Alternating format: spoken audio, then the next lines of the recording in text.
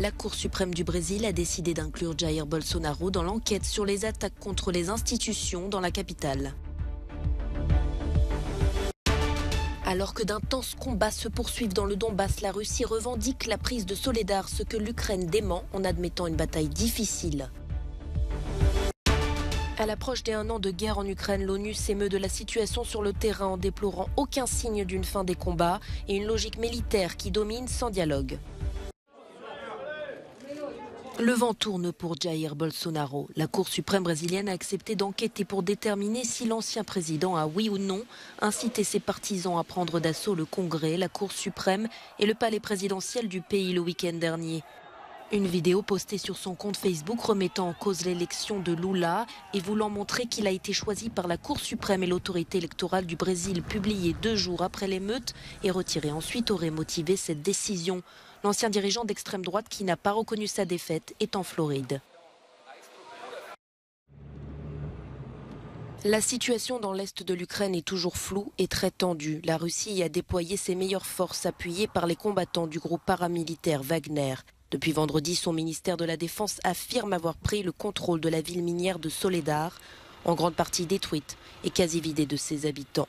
Mais si l'Ukraine admet être en difficulté face à l'intensité des combats, elle ne s'avoue pas vaincue. La bataille difficile pour la région de Donetsk continue, celle pour Bakhmout et Soledar, mais aussi pour Kremina et d'autres villes et villages de l'est de notre pays continue. Bien que l'ennemi ait concentré ses plus grandes forces dans cette direction, nos troupes, les forces armées de l'Ukraine, toutes les forces de défense et de sécurité défendent l'État. À 25 km au nord de Soledar, dans la ville de Siversk, les bruits de l'artillerie résonnent aussi. Si l'armée russe s'acharne sur ces localités du Donbass, c'est qu'elle souhaite notamment mettre à mal la résistance ukrainienne et afficher des victoires après plusieurs revers.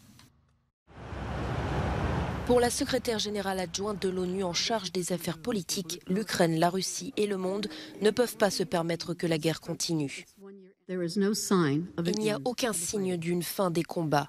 La logique qui prévaut est une logique militaire, avec très peu, voire aucune place pour le dialogue pour le moment. Mais toutes les guerres ont une fin, et celle-ci en aura une aussi. Kiev appelle toujours les Occidentaux à lui fournir des armes et soutient que Moscou planifie une attaque d'envergure en février. Il est clair qu'il n'y a pas de place pour un compromis avec le mal, parce que si l'Ukraine arrête de se battre, elle mourra. Le monde, tel que nous le connaissons, mourra. Si la Russie arrête son agression, la guerre prendra fin. C'est aussi simple que cela. La Russie indique que son opération militaire spéciale prendra fin si les menaces de Kiev et la discrimination envers la population russophone cessent. Depuis le 24 février dernier, plus de 18 000 victimes civiles ont déjà été recensées par l'ONU. Des flammes pouvant atteindre 50 mètres de haut. En Lituanie, une explosion a endommagé ce vendredi un gazoduc qui relie les pays baltes à la Pologne. Éloigné de zones résidentielles, l'incendie n'aurait pas fait de victimes. L'opérateur a annoncé enquêter sur les circonstances de l'incident et être en mesure de continuer à approvisionner les consommateurs. Le gazoduc où l'incendie s'est déclaré servait à fournir du gaz dans le nord de la Lituanie et à en transporter vers la Lettonie. Premier jour de vote ce vendredi en République tchèque pour élire le président de la République. L'ex-premier ministre et 5e fortune du pays, Andrej Babiš, est candidat. L'homme d'affaires a été acquitté il y a quelques jours dans une affaire de fraude aux subventions européennes.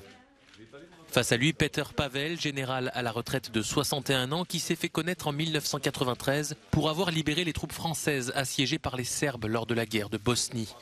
Troisième prétendante sérieuse à la présidence, Danuše Nerudová, ancienne universitaire et économiste de 44 ans qui met l'accent sur les questions sociales et qui compte sur le soutien des jeunes électeurs. Les sondages indiquent qu'Andrej Babiš serait battu au second tour s'il devait affronter l'un ou l'autre de ses adversaires.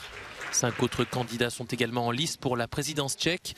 Un rôle essentiellement protocolaire, mais le chef de l'État choisit le gouvernement et les juges de la Cour constitutionnelle. Il est également le commandant en chef des forces armées. Les résultats du premier tour sont attendus ce samedi en fin de journée.